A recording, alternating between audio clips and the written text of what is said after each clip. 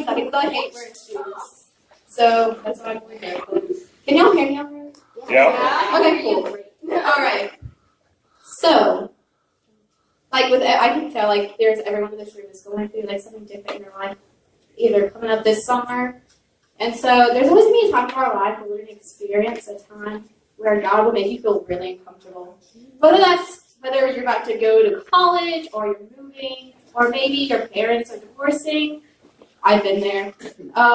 Or even just like you're going to a different school that you've never been to before. So usually whenever you move and stuff, you feel really different if you try to go away from the things that made you like calm before. So whenever we feel like this, we're going to end up pushing God away because whenever something happens, you're going to blame God because that's just what we do. We're human. And so whenever we end up pushing God away, we stop praying as much because we feel like He isn't listening to us. Whenever you push Him away, He's just going to bring you right back in eventually. And then whenever this happens, we end up blocking everyone, including our parents, out. So whether you're about to move to college, like you're probably not, you may think you're talking to your mom and dad every day. I didn't talk to my mom and dad for the first month I moved out. So, and then my dad texted me, he was like, "Are you good?" And I was like, "Yeah, I'm breathing. We're good." And so then after that, I like called him like every single day.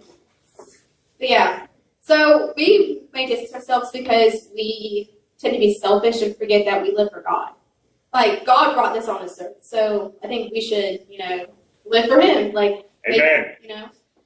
And at some point, this is always going to happen. It doesn't matter how faithful you are to God or God not faithful. Like, there's going to be a time in your life where you're going to go away from Him, and that happened to me, and it's interesting.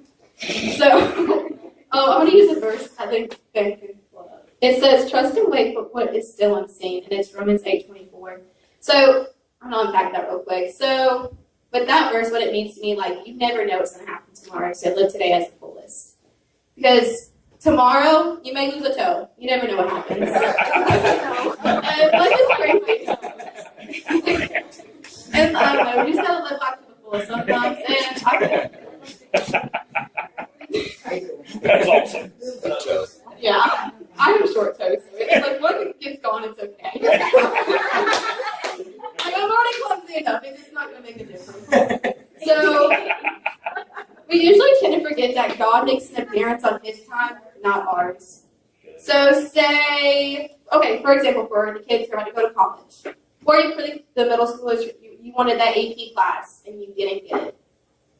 That's God's way of telling me maybe that you weren't ready. Or even like the kids going to college, say you really wanted to get into, I don't know. Oh, let's say Methodist. That's where I went. Yay. And so, like, say you didn't get it, but you got accepted into Wake Tech, or maybe you got accepted into Coastal Carolina University, or even ECU, or even State. Like, I feel like that's God's way of shifting where you should be. Amen. So, we're going to backtrack my life. So, in 7th grade was probably the grade where I thought my life was terrible. So my parents had divorced whenever I was in 7th grade, and that really took a toll on me because I thought my parents loved each other, but they didn't. And that's okay. Like, it's cool now. I'm fine with it. That sounds so bad, but you'll understand later in time. So whenever this happened, I knew who God was, but my parents had church hops, but like we still never found like the church at Oasis. And so in 7th grade, I quit cheer, I quit gymnastics because nothing made me happy anymore. But ever since I was younger, I had like this emptiness inside of me, and I didn't know why. I thought I was just like depressed or something. I didn't want to spell depressed in 7th grade, but like that's just how I felt. And yeah, so when my parents had divorced, my birth mom, she was an alcoholic, and then my dad wasn't the happy-go-lucky dad I thought he was. And so whenever my birth mom started to heavily drink, my dad moved out and started seeing someone else, which I was not okay with. But it's cool now. I love my mom. Like, she's great. And so, yeah. And so I went and saw my parents So I saw my dad one week, and I saw my birth mom one week. And right after, like, my birth mom started seeing other people as well. She was interesting. And at that point, I had no relationship with my dad because I just thought that he was terrible and he just left us, me and my 7-year-old sister Danielle, because he sucked. And yeah, he's pretty awesome now. If you ever meet my dad, he's really funny sometimes. Sometimes, not all the time. Like, I think it's just on his daughter, so who knows. So the effect it had on me, like the whole divorce, I was a loner. Like one time, I remember my freshman year of high school, my teacher asked me to just like use 5 words to describe myself. So I asked my mom, and one of them was loner. And I was like, that's cool. Like, awesome. And then I blocked everyone out, and I was super emotional. Like, I'm emotional sometimes, just like behind closed doors. And I was just really lost in life. Like, I had no motivation to do good in school. I had no motivation to do anything with my life. I was like lazy, and it was bad. And so, like I said earlier, like I knew who God was, but I was really confused on why God put me through this pain. Like, I thought if God loved me, why would he ever do something like this to make me hurt? Why would he make me depressed? And why would he ever make me feel alone? And so I didn't want to hurt anymore, and I blamed God, and I lost trust and faith because I thought God did good things in someone's life and not bad. And I still felt this emptiness inside as time went by. And so for a while, like all throughout high school, I was just really confused. Because at the time, I need to backtrack a little. So I have no relationship with my birth mother because we just do not get along. And so I call my stepmom my mom because she has done nothing but put an impact on my life in the most positive ways. And so, like, that was a big change for me, having to lose someone like my own birth mom, but then God gave me with a stepmom who loves me as, like, I'm her own. And, like, there's nothing better than that because it sucks sometimes. And so I never understood why I was going through this pain still all throughout high school. Like, so, for example, my dad had promised me he would never marry this woman and he would never have a kid. Well, if y'all know me, I have a 3-year-old little brother right now, and my dad's happily married. So, and I love my little brother so much. But, like, I feel like everything you go through now is going to reflect on you in the future. Like, everything you go through now, whether it's your distance with God, like, you're going to be able to share your story with someone one day and make an impact on them. Amen. So I never realized that God had a plan for us, or even me. And whether we like it or not, like, God has a plan, you better suck it up and just get with it. Because at the end of the day, like, this is his life. Like, I live for him. So we will understand in the future why God works his magic in the way he does. And I don't know if I put this on there, Ben. Okay, so, just kidding, I don't think I did. Okay. So how I thought I was. So I thought I was never good enough to care for anyone but myself. And that's because I was a spoiled little brat who was an only child for 11 years and 11 months of my life. And yeah, like, it was bad. So yeah, it was bad. Like, I am so glad I'm not that way anymore. I'm sorry if y'all think I'm that way, but like, I work 2 jobs and I do everything for myself. I just live at my parents' house still, but we're good. That's what happens when you move back from college and call your parents again. That's what I did. So it works. I don't recommend it, but stay in college. Stay in school. Brendan? Brendan, be careful what you say. So I'm going to fast forward to, like, my senior year of high school. Freshman, sophomore, junior years, they sucked. Yeah. So I think senior year was probably the best year of my life. My parents finally found a church, and it was Oasis, of course. I wouldn't be standing here right now. And so in October 2017, my dad made me go to church. And I was like, I don't want to go to church. And he's like, well, too bad you're going to go. And I was like, cool. Looks like I'm going. So my thoughts on the church at first, I didn't like it. Like, I was like, this dude's crazy. Why? Like, I don't like feeling like this. And so, but I ended up coming back because my dad made me. Preach! As you can tell, I listen to my dad. So, like, my dad tells me to do something, like, I'll do it. Like, he tells me to jump off a bridge, I'll say how high, and it's just, that's just Are you serious? not literally. No, but I'm really, really close to my dad. Like, our relationship is crazy. Like, he's the reason why I'm so close to God right now, is because he made me go to church. He didn't really make me go to church, but like he made me, but he didn't make me love it like I do now. And so I ended up going back and I liked it, but I was in denial at first. I was like, church is not for me. Like, I have a messed up life. I'm surprised I'm not burning right now. Like, I literally walked into a church. I'm surprised I'm not burning.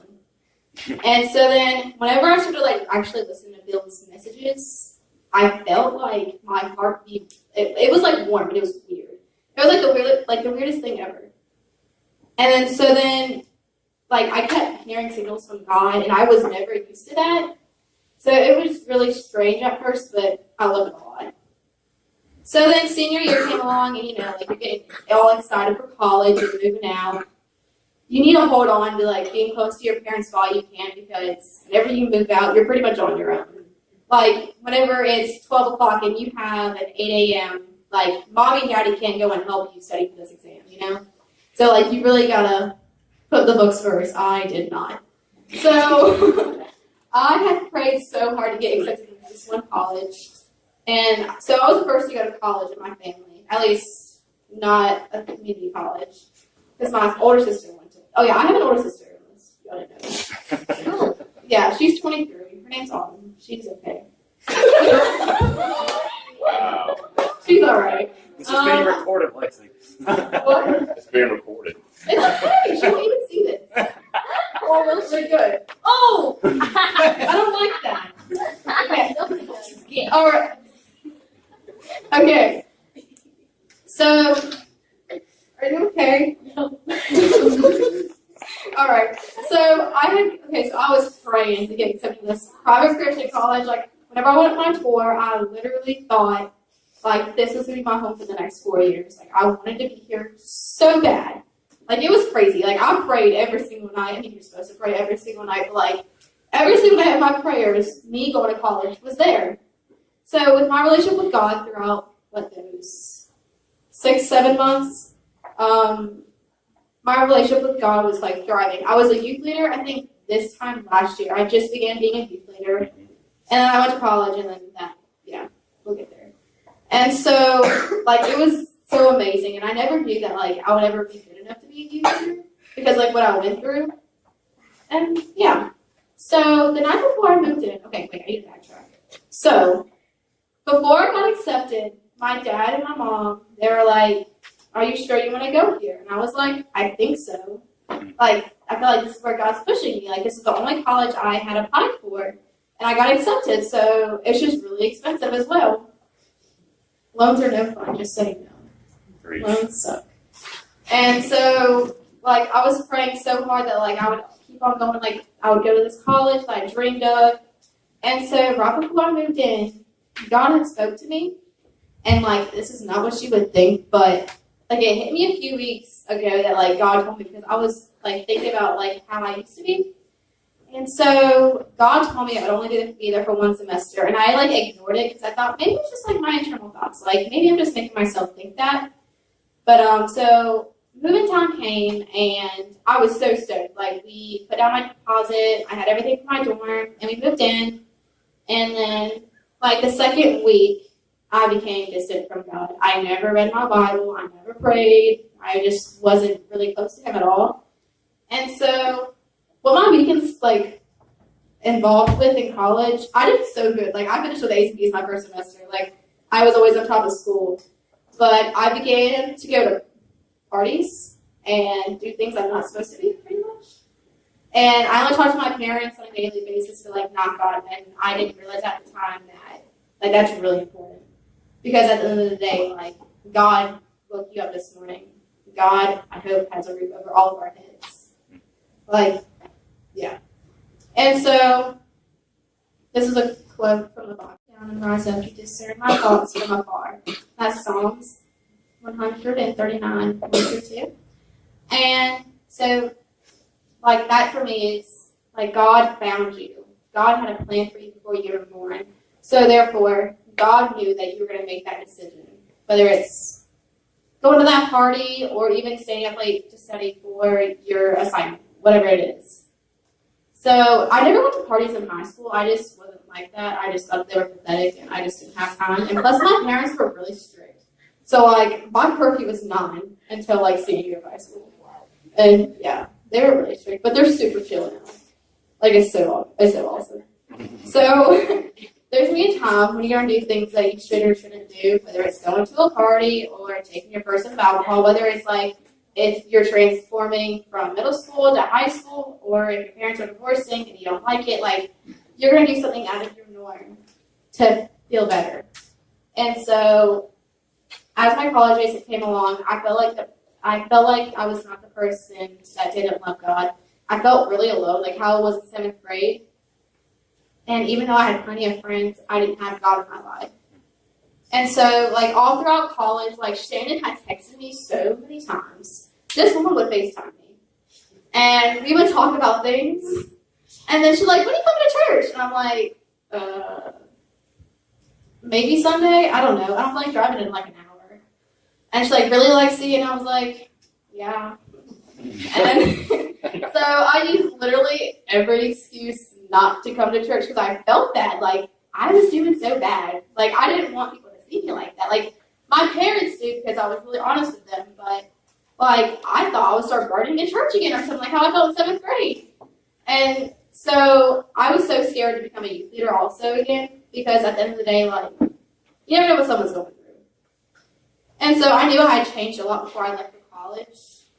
And so just know God always has different plans for you, whether you expect Him or not. Because, so, it was my first semester, no, it was the first week of second semester. It was January 10th, and this was around 9:30 in the morning. My mom and my dad were calling me. And I was like, why are they calling me? Like, it's 9:30 in the morning. I'm about to go to class. What do they want? So I ignored their phone call because I was literally home like a few days before. And I was like, why are they calling me? I do not need to talk to you now. Like, I just woke up. And so I ignored their calls, and my mom texted me. And I knew whenever my mom texted me, call me, I was in trouble. So I was like, oh dear, what did they find out? And so I found out that my mom had a stroke, and she's 32. So that was really, really scary at first. And that's the day that my life had completely changed. I came home the next weekend for good. I was like, forget college. Like, my mom is sick. We got to get my mom. I don't like my mom being sick. And so all through that time, I was in a place where I wasn't sure if I wanted to come back to you and be a leader, but I felt like God was pushing me to. And so whenever I came back home, like, the morning it happened, I had no idea until Shannon texted me, are you okay? And that's when my parents started calling me. And I was like, I'm fine. Like, I didn't die overnight. Like, why is everyone texting me all these things? And so, yeah, that happened. And it was really stressful because moving sucks. Like, moving to college, like, it's so cool moving in, but moving out, it's so much crap you have that, like, you collect. Like, I've got shirts I forgot I even had. It's just like my closet now. Like, I forget about everything I have in there. It's bad. Like, even shoes. I hate my shoes. And, yeah, so I was really nervous. And then, like, whenever I came back, like, everyone here acted like I was the same person. And it was so crazy. It was like heaven sent. Because I thought that just because I went away, no one else would appreciate me. They were like, you done left once, you'll leave again. Like, we can't trust you to be a youth leader. And so then God pointed me in the way of life that I never would have imagined myself having.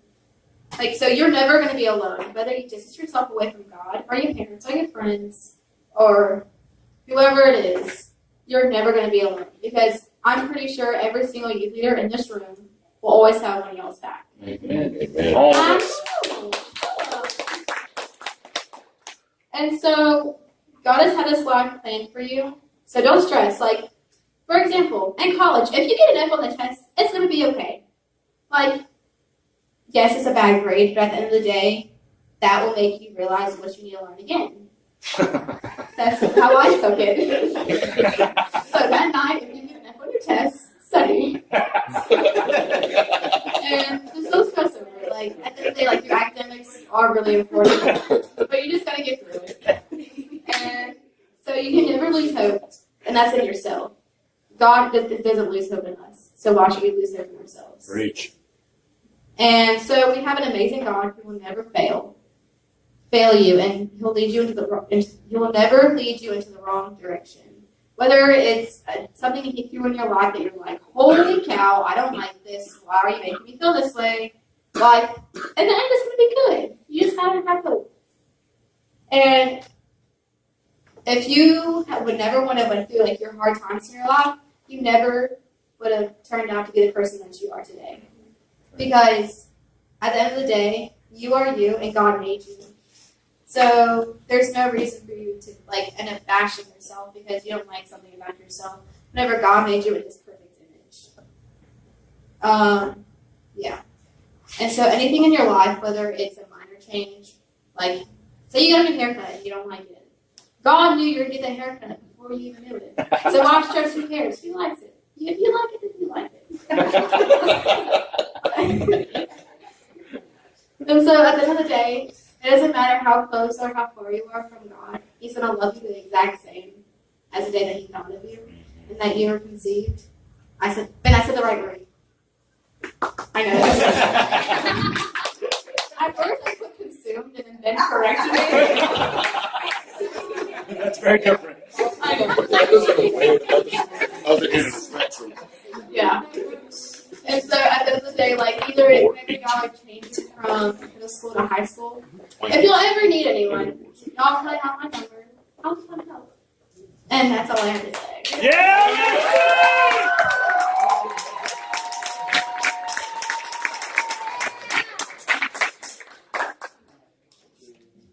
Don't you turn it up. Can y'all give it up?